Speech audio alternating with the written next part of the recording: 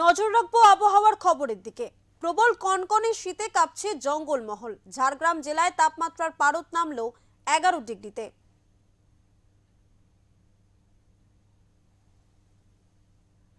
জায়গাতেই অনুভূত হচ্ছে কনকনে ঠান্ডা। তারই প্রভাব পড়েছে জঙ্গলমহলে ঝাড়গ্রাম জেলায়।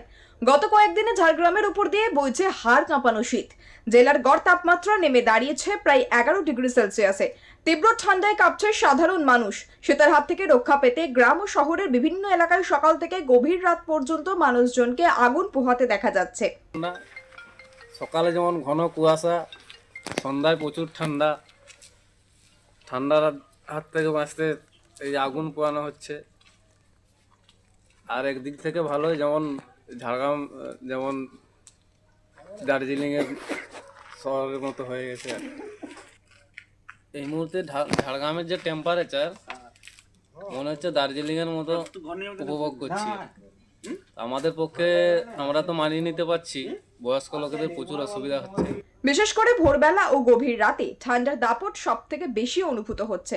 অনেকেই জরুরি প্রয়োজন ছাড়া ঘরের বাইরে বেরোতে চাইছেন না। কনকনে শীতের সঙ্গে পাল্লা দিয়ে বেড়েছে খেজুর গুড়ের চাহিদা।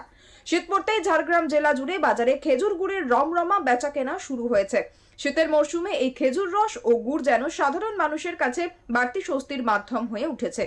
অন্যদিকে কনকনে ঠান্ডার পাশাপাশি ভোর থেকে ঘন কুয়াশায় ঢেকে যাচ্ছে রাস্তাঘাট। জেলার বিভিন্ন গুরুত্বপূর্ণ সড়কে দৃশ্যমানতা কমে যাওয়ায় চরম সমস্যায় পড়তে হচ্ছে সাধারণ মানুষ থেকে শুরু করে যানবাহন চালকদের।